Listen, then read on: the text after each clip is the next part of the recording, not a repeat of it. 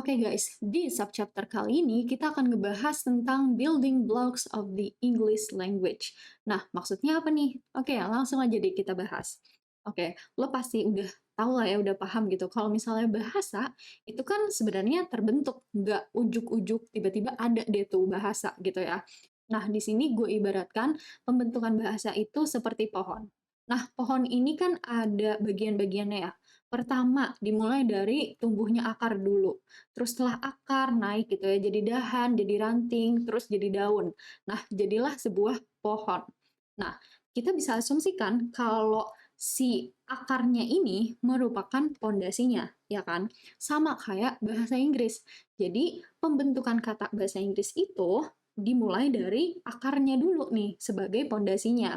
Nah, sekarang yang akan kita bahas lebih lanjut tentang root words atau akar kata sebagai fondasi sebuah bahasa.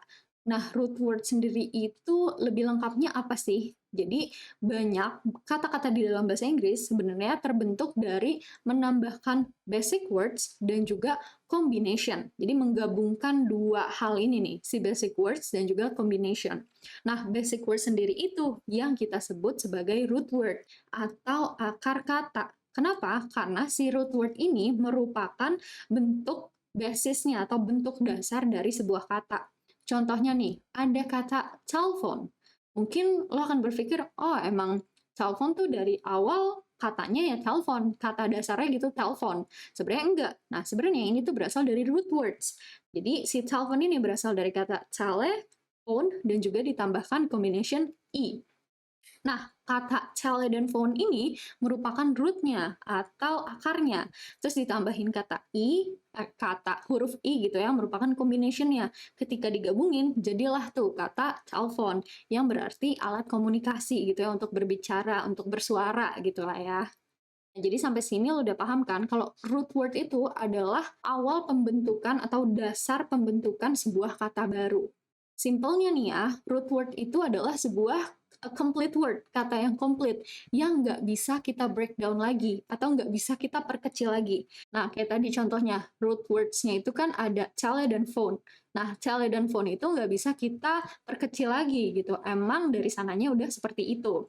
Nah, si root words ini asalnya itu sebenarnya dari bahasa Latin dan juga Yunani. Dan biasanya nggak bisa berdiri sendiri sebagai kata yang komplit. Nih gue kasih lihat deh contoh root words dari bahasa Latin dan juga Yunani. Nah, di sini ada 4 contoh, bene, jack, bio, dan mono. Nah, kalau dalam bahasa Latin dan Yunani, keempat kata ini punya arti masing-masing nih. Tapi ketika lo menggunakan 4 kata ini gitu ya di dalam bahasa Inggris, mereka tuh jadi nggak punya arti. Makanya harus ditambahkan combination untuk membentuk kata baru dan membentuk arti yang baru juga. Contoh kata dalam bahasa Inggrisnya akan menjadi seperti ini. Bene jadi benefit, jack jadi reject, bio jadi biology, dan mono jadi monolog. Nah, keempat kata baru ini kan punya arti nih di dalam bahasa Inggris. Nah, jadi sekarang lo udah tahu lah ya, kalau kata-kata ini yang dari Latin dan Yunani ini merupakan dasar kata dari bahasa Inggris gitu ya. Nah, berarti si root words ini merupakan base words dong, atau kata dasar.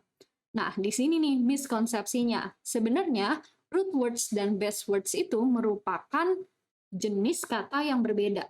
Nah, bedanya apa? Oke, jadi di sini gue udah punya nih perbedaannya.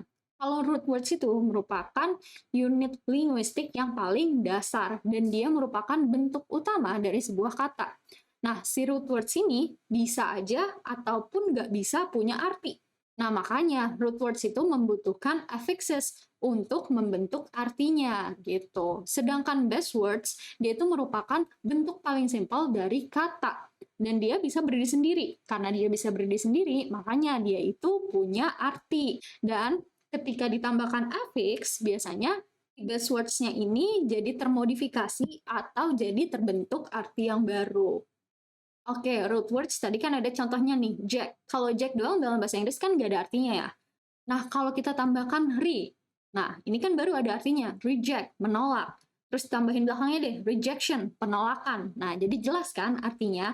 Jadi ketika dia ditambahkan affixes, dia tuh punya arti yang baru gitu. Nah, kalau best words, contohnya friend. Friend kan kita tahu lah ya artinya teman. Dia tuh bisa berdiri sendiri dan emang udah punya arti, ya kan? Nah, kalau misalnya kita tambahin affix, contohnya ship, friendship, artinya pertemanan.